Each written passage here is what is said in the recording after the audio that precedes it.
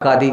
এই সুন্দরী বিউটিফুল বউ আর পাওয়া যাবে না। হারে, মা বাপ মরে গেলে আমরা কান্না করি, শাশুড়ি মা মারা গেলে কান্না করি। জি, রাত্রে উঠে কান্না করুন নিজের জন্য। রাসূল করিম সাল্লাল্লাহু আলাইহি সাল্লাম তিনি বলেন, যদি আল্লাহর কোনো প্রেমিক বান্দা, আল্লাহর কোনো প্রেমিকা বান্দি রাত্রে উঠে যায়, রাত যখন গভীর হয়ে যায়, 2:30 বেজে যায়, রাতে উঠে যাওয়ার পরে সুন্দর করে ঠান্ডা পানিতে ওযু করে মাত্র 2 রাকাত সালাতুল হাজা নামাজ আদা করে, আর নামাজ আদা করে নেওয়ার পরে 2 হাতকে সুন্দর করে উঁচু করে ধরে আর প্রেয়ার করে, আল্লাহর দরবারে কেঁদে কেঁদে দোয়া করে, রব্বুল আলামিন, জিনা করেছি, দুনিয়ার মানুষেরা কেউ দেখে নাই, আল্লাহ তুমি দেখেছো, আল্লাহ তুমি আমার জীবনের গুনাহকে মাফ করে দাও। আল্লাহ তাআলা মানুষের ক্ষেতের লাইল কেটেছে, আল্লাহ পৃথিবীর কেউ দেখে নাই, তুমি আমারে দেখেছো, আল্লাহ তুমি আমারে মাফ করে দাও। আল্লাহ তাআলা, আল্লাহ মদ ড্রিঙ্ক করেছি, আল্লাহ তুমি আমারে মাফ করে দাও। একটা গরিব মানুষকে এক থাপ্পড় মেরেছি, আল্লাহ তুমি আমারে মাফ করে দাও। আল্লাহ মা বাবাকে আল্লাহ মোটা চোখে কথা বলেছি, আল্লাহ তুমি আমারে মাফ করে দাও। এইভাবে যখন বান্দা গুনহার নাম নিয়ে নিয়ে যখন বান্দা কাঁদবে, কিন্তু চোখের পানি আসে না, আবার কান্না করেন, চোখের পানি কিন্তু আসে না, আবার কান্না করেন, এইরকম কান্না নকল কান্না শুরু করে দেন।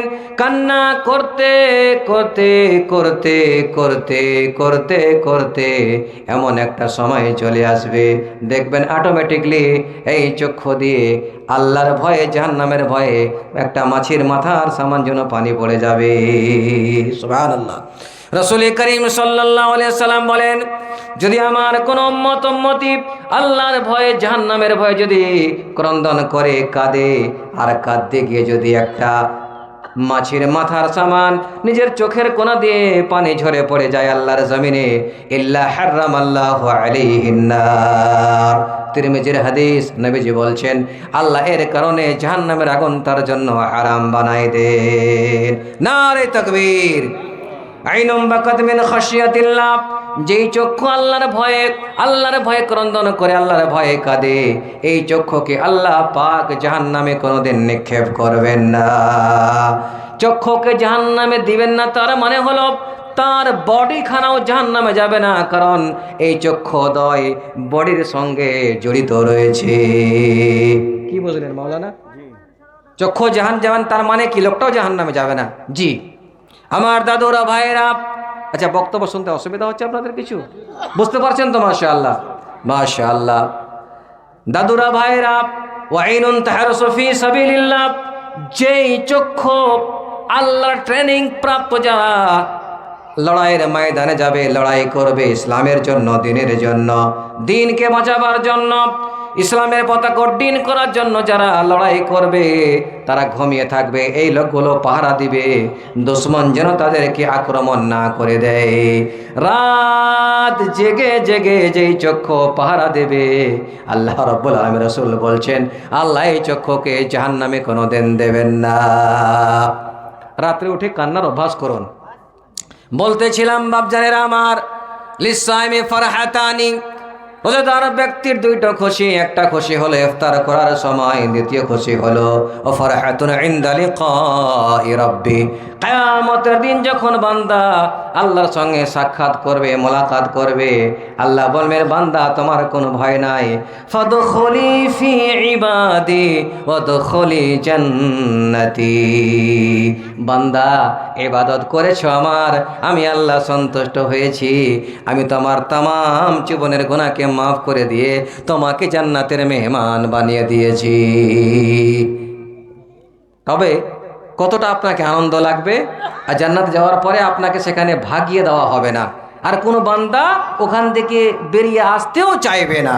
আল্লাহু আকবার। রাসূল করিম সাল্লাল্লাহু আলাইহি সাল্লাম বলছেন, রোজাদার ব্যক্তি আল্লাহর কাছে কতটা দামি, কতটা রক্তার, আল্লাহর কাছে সম্মান, ইজ্জত। আল্লাহ পাক বলছেন, ওয়ালা খুলুফু ফামিস সাইম আতয়াবু ইনদাল্লাহি মির রিহিল মিস্ক, এই রোজাদার ব্যক্তির মুখের ভাব, মুখের দুর্গন্ধ, মুখের গন্ধ আল্লাহর কাছে কত পছন্দ, মানুষেরা ঘৃণা করে। যদি কোনো মানুষের পাশে বসে, যদি তার এই মুখগহ্বর থেকে যদি ভাব বেরিয়ে আসে, দুর্গন্ধ লাগে, লোকটা নাকে কাপড় দিয়ে নাক ছিটকে পালিয়ে যায়। কিন্তু আমার আল্লাহ বলেন রোজার অবস্থায়, এমনিতে না, রোজা অবস্থায়, রোজা রাখা অবস্থায় যদি কোনো বান্দার মুখটা থেকে দুর্গন্ধ আসে, আমি আল্লাহ বলে দিলাম ওই রোজাদার ব্যক্তির মুখের দুর্গন্ধ মুশকে আম্বার একটা খুশবু বা একটা সেন্ট রয়েছে, আতর রয়েছে, এর চাইতে আমার কাছে সেটা প্রিয়, পছন্দ। আল্লাহু আকবার! কি সহজ কথা মনে করছেন? আল্লাহ কত সওয়াব দিয়েছেন, সম্মান দিয়েছেন আপনাদেরকে।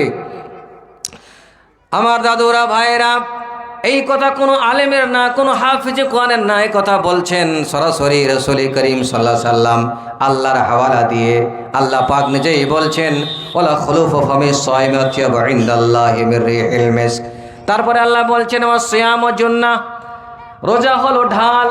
লড়াইয়ের ময়দানে গিয়ে যেমন ওই মুজাহিদিনেরা লড়াই করে, এক হাতে ঢাল এক হাতে তরবারি চালায়, দুশমনের আঘাতকে এবারে থামবার জন্য, রোকবার জন্য এক হাতে ঢাল নিয়ে নেয়, আর এক হাতে তারা তরবারি চালায়, লড়াই ময়দানে মোকাবেলা করে।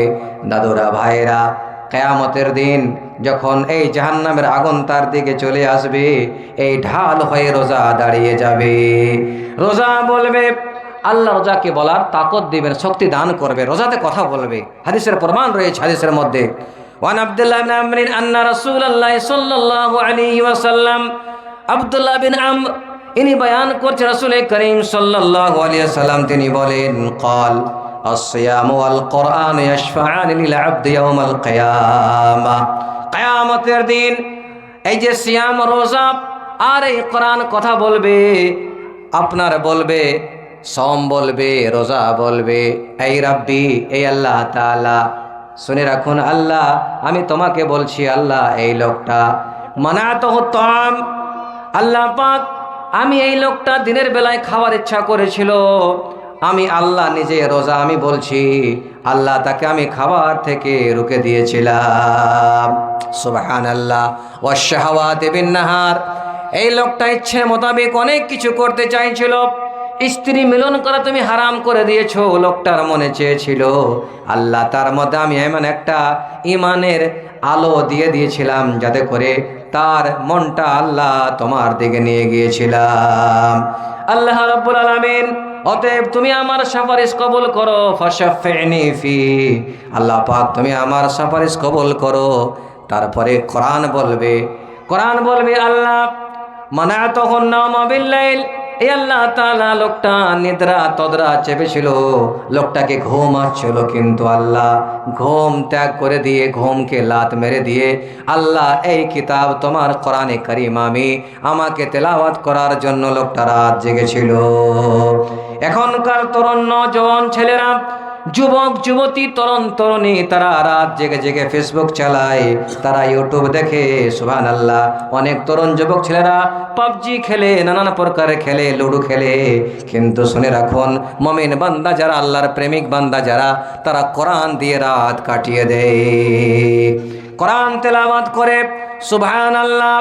শুরু থেকে নিয়ে আমার দাদুরা, ভাইরা, সূরা ফাতিহা থেকে নিয়ে সূরা বাকারা, সূরা আলে ইমরান, সূরা নিসা, সূরা মায়েদা, এই করে করে সূরা আনআম, সূরা আরাফ, একটা একটা করে তেলাওয়াত করতে করতে করতে করতে করতে করতে করতে করতে রমজানুল মুবারক মাসে একটা মাস খতম হয়ে গেল, 2 বার থেকে 3 বার লোকটা খাতমে কোরআন করে দিল। আল্লাহু আকবার। তাই এই কোরআন বলে আল্লাহ পাক এই লোকটাকে নিদ্রা চেপেছিল, তদ্রা চেপেছিল, ঘুম আসছিল, লোকটা চোখে পানি দিয়ে আল্লাহ আমাকে তেলাওয়াত করেছে, অতএব আল্লাহ ফাশাফিনি ফি, তুমি দয়া করে মায়া করে আল্লাহ তুমি আমার সুপারিশ কবুল আর মঞ্জুর করে নাও। এবারে হাদিসের মধ্যে লেখা আছে ফায়ুশাফাআন, আল্লাহ রাব্বুল আলামিন এই কোরআনে কারীমের শাফাত আর এই রোজা বলবে আল্লাহ উভয়ের আল্লাহ সুপারিশ কবুল আর মঞ্জুর করে নেবেন, আর এই বান্দা বান্দাদেরকে আল্লাহ জান্নাতের মেহমান বানাইয়া দিবেন। সুবহানাল্লাহ। তো আল্লাহ রাব্বুল আলামিন কত চমৎকার করে বয়ান করে দিলেন, এই হচ্ছে সাইম ব্যক্তি যারা, রোজাদার ব্যক্তি যারা। নবীজি তারপরে বলেন ওয়াইদা কানা ইয়াউমু সাওমি আহাদিকুম ফালা ইয়ারফুস ওয়ালা ইয়াসখাব ফাইন সাবাহু কাতালাহু ফালইয়াকুল ইন্নী ইমরুন সাইম। বুখারী শরীফের হাদিস। রাসূল করিম সাল্লাল্লাহু আলাইহি সাল্লাম বলছেন, রোজার অবস্থায় আছো, রোজার অবস্থায় রোজা রেখে তুমি কারো সঙ্গে অশ্লীল কথা বলবে না, আকত্য ভাষায় গাল দেবে না, কোনো মানুষকে খারাপ ভাষায় জবানে গাল দেবে না, কাউকে তুমি ডাঁট ডপট করবে না, ঘৃণা করবে না। এবার শুনে রাখো, যদি তোমাকে কেউ গাল দেয় অথবা তোমার সঙ্গে লড়াই করতে চলে আসে, ফাইন সাবাহু আও কাতালা, যদি কেউ তোমাকে গাল দেয় অথবা তোমার লড়াই করে ঝগড়া করতে চলে আসে, তখন তো একটাই কথা বলবে, ইন্নী সাইম, আমি রোজাদার ব্যক্তি, আমি তোমার সঙ্গে লড়াই করতে যাব না। এই কথাটাই বলবেন কারা? রোজাদার ব্যক্তি যারা মুমিনিন মানুষ তারা। শুধু কি তাই? ওয়ান সাহল ইবনে সাদিন قال قال رسول الله صلى الله عليه وسلم। সাহল বিন সাদ বলেন, তিনি কত সুন্দর কথা বলেছেন। রাসূল করিম সাল্লাল্লাহু আলাইহি সাল্লাম বলেছেন, ফিল জান্নাতি সামানিয়াতু আবওয়াব মিনহা বাবুন ইউসাম্মা রায়্যান। জান্নাতের 8খানা দরওয়াজা রয়েছে, 8খানা গেট রয়েছে, তার মধ্যে একখানা গেটের নাম হলো, দরওয়াজার নাম হলো রায়্যান। লা ইয়াদখুলুহু ইল্লা সাইমুন। এই সাইমুন যারা, রোজাদার ব্যক্তি যারা, তারাই মাত্র এই রায়্যান দরওয়াজে তারা প্রবেশ করবে। এর ছাড়া কোনো মানুষের পাওয়ার নাই ওখান দিয়ে প্রবেশ করতে পারে। আল্লাহু আকবার। এতটা আল্লাহ পাক সম্মান দিয়েছেন। লোকগুলেন যখন জান্নাতে প্রবেশ হয়ে যাবে, এবারে আল্লাহ পাক কতটা মেহেরবানি করবেন, জান্নাতের দরওয়াজাকে বন্ধ করে দেওয়া হবে, লোকগুলা আর বের হবে না, জান্নাতের মধ্যেই তারা থাকবে সব দিনকার জন্য। দাদুরা, ভাইরা, এতগুলো কথা বলার পরে আমরা কি বুঝতে পারলাম যে তাহলে রোজাদার ব্যক্তি আল্লাহর কাছে কত সম্মানী। তবে আল্লাহ যেমন সম্মান দিয়েছেন, ইজ্জত দিয়েছেন, তা আমাদেরকে সম্মান ইজ্জতকে বাঁচিয়ে রাখার জন্য রোজা রাখা অবস্থায়, রোজার অবস্থায় আমাদেরকে অশ্লীল ভাষা আমাদের জবান থেকে বের করতে হবে না, এমন হারাম কথা জবান থেকে বের করতে হবে না। তার কারণ রাসূলুল্লাহ সাল্লাল্লাহু আলাইহি ওয়াসাল্লাম বলেছেন, ওয়া নাবিরাতা ক্বাল ক্বাল রাসূলুল্লাহ সাল্লাল্লাহু আলাইহি ওয়াসাল্লাম, মান লাম ইয়াদা কাওলা যুর ওয়াল আমালা বিহি ফালাইসা লিল্লাহি হাজা ফি আন ইয়াদা তা'আমাহু ওয়া শারাবা। রাওয়াহুল বুখারী। আবু হুরায়রা বয়ান করছেন, রাসূল করিম সাল্লাল্লাহু আলাইহি সাল্লাম তিনি বলেন, কত চমৎকার কথা তিনি বলেছেন, যেই ব্যক্তি রোজা রেখেছে, রোজা রাখার অবস্থাও লোকটা মিথ্যা কথা বলতে আছে, মিথ্যা কথা লোকটা ছেড়ে দেয় না। নবী আমি বলে দিলাম, এইরকম রোজাদার ব্যক্তি যারা রয়েছে, এই লোকটা মিথ্যা কথা বলতেই থাকে, রোজাও রাখতে থাকে। নবীজি বলছেন, আল্লাহ বলেন, রোজা তুমি ছেড়ে দাও, তুমি পানি পান করো, পানাহার ছাড়ো না, তুমি পানি পান করো, তুমি খাবার খাও, এরকম রোজাদার ব্যক্তির আমার প্রয়োজন নাই। রোজাদার ব্যক্তিকে হতে হবে পাক সাফ হতে হবে, অন্তর তার পরিষ্কার হতে হবে। তাহলে বোঝা গেল, যদি রোজা রাখি আমরা আল্লাহকে সন্তুষ্ট করার জন্য, আল্লাহকে খুশি করার জন্য, আমাদের জন্য কোরআন সাক্ষী দেবে কাল কিয়ামতের দিন। আর যদি কোনো মানুষের জন্য কোরআন যদি সুপারিশ করে আল্লাহর দরবারে মঞ্জুর হয়ে যাবে, যদি রোজা পড়ে, আল্লাহ আমি তাকে, আল্লাহ দিনের বেলায় খাবার থেকে আল্লাহ তাকে রোকে রেখেছিলাম, তুমি মেহেরবানি করে আল্লাহ তুমি আমার সুপারিশ কবুল মঞ্জুর করে নাও, আল্লাহর দরবারে সুপারিশ কবুল আর মঞ্জুর হয়ে যাবে। বাপজান, এই কোরআনে মুকদ্দাস এইখানে পাঠিত হয়, তেলাওয়াত করা হয়। আপনারা ভাগ্যবান মানুষ যে আপনাদের মাদ্রাসায় আলহামদুলিল্লাহ কোরআনে কারীমকে মুখস্থ করা হয়, কণ্ঠস্থ করা হয়। পুরো এলাকার মধ্যে আপনারা হেফজুল কোরআন মাদ্রাসা খুলেছেন, এটা আপনারা ভাগ্যবান। দূর দারাজ থেকে ছেলেরা আসে এখানে, তারা কোরআনকে মুখস্থ করে, আপনারা খাবার খাইয়ে, আপনারা সাহায্য সহযোগিতা করে, দান দিয়ে, খায়রাত করে, সদকা করে, জান দিয়ে, মাল দিয়ে আপনারা শুধুমাত্র কেবলমাত্র কেন দিচ্ছেন এগুলো? একমাত্র আল্লাহকে সন্তুষ্ট করার জন্য, আল্লাহকে রাজি এবং খুশি করার জন্য। তাই এই মাদ্রাসাকে কি করে আরও এগিয়ে নিয়ে যাওয়া যায়, এই মাদ্রাসা কি করে সামনের দিকে আমাদের আরও ভালো হয়, তার জন্য আমি আপনাদেরকে বলবো কেউ পালাবেন না। এখনো অনেক হাদিস বলার আমার প্রয়োজন মনে করছি এবং আমি বলবো, আপনাদেরকে বলবো, আপনারা কেউ চলে যাবেন না। আমি আপনাদেরকে বলবো, যতগুলি মানুষ এই মজলিসের মধ্যে বসে আছেন, একটু আমি মা বোনদের সম্পর্কে আলোচনা করব। তার আগে আমি বলছি, এগুলো আলোচনা শুধুমাত্র হলো রমজান মোবারক মাস স্পেশালভাবে ছোট্ট করে একটা হাদিস আমি বলবো মা বোনদের সম্পর্কে, তারপরে বক্তব্য করব। তার আগে আমি বলছি যে আমার বাপজান, আমার দাদুরা, আমার ভাইয়েরা, যারা আমাকে ভালোবাসেন, মহব্বত করেন আল্লাহর জন্য এবং আল্লাহর দ্বীনের জন্য, ইসলামের জন্য, কোরআনের জন্য, বলবেন মাওলানা আমরা তো কোরআনে করিম তেলাওয়াত করতে জানি না, আমরা তো কোরআনে করিম তেলাওয়াত করতে পারি না, আমরা তো শিখতে পাইনি, আফসোস লাগে আমাদের। আমি আপনাদেরকে বলছি, কোরআনে মুকদ্দাস 30 পারা, কোরআনে মুকদ্দাস 30 পারা। এমন কোনো ব্যক্তি আছেন এই মজলিসের মধ্যে, মাওলানা কোরআন জানি না পড়তে, আমি 1000 টাকা এক পারার বিনিময়ে আমি আপনাদেরকে দিচ্ছি। যে এক পারা কোরআনে করিম তেলাওয়াত করে, একটা অক্ষর তেলাওয়াত করলে, মান করা হারফাম মিন কিতাবিল্লাহ ফালাহু বিহি হাসানা। যদি আল্লাহর কোনো বান্দা, আল্লাহর কোনো বান্দি কোরআনে মুকদ্দাস থেকে একটা অক্ষর পাঠ করে, একটা লেটার পাঠ করে, তাহলে আল্লাহ রাব্বুল আলামিন তার আমল নামায় 10টা আল্লাহ নেকি দিবেন।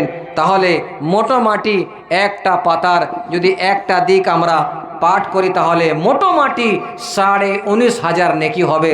তাহলে দুই দিক যদি আমি একটা পাতা এই সাইডটা আর এই সাইড ডান বাম তেলাওয়াত করি, তাহলে আপনার 19,500 ডবল কত নেকি হয় দাদু? জি 38। তাহলে একটা পাতা কোরআন তেলাওয়াত করলে 38,000 মোটামুটি নেকি হয়। একটা পারা আমি দিচ্ছি আপনাদেরকে, যে মাওলানা কোরআনে আমরা তেলাওয়াত করতে পারি না, আমরা জানি না, এই একটা পারা তেলাওয়াত করে যেন নেকি আমাদের হয়। তাই আমরা বলবো যে আপনাদেরকে বলছি যে যেই স্বভাবটুকুন আল্লাহ পাক এই তালবে ইলমকে দিবে, আল্লাহ যেন ছাত্রকে দিবে, ওই নেকিটুকুন যেন আল্লাহ রাব্বুল আলামিন আমার খাতায় তুলে দেন, আমার আমল নামায় তুলে দেন। তাই আপনাদেরকে বলবো, আসুন তো এগিয়ে আপনারা একটু একজন দেখতে, আমার আল্লাহর বান্দা দেখতে চাই। প্রথমে পৃথিবীতে কারোর জন্য আপনি দান করুন বা না করুন, নিজের আম্মার জন্য দান করেন, মায়ের জন্য দান করেন। মা কবরে পড়ে আছে, যেই মা আমাকে 40-42 মণ দুধ পান করিয়ে আজকে মা কবরের মধ্যে পড়ে আছে, 1,000 টাকা 30 পারা 30 জনকে দিয়ে দিলাম। 1,000 টাকা, 1,000 টাকা, এক পাড়ার 1,000 টাকা আমি রেখে দিলাম আপনাদেরকে।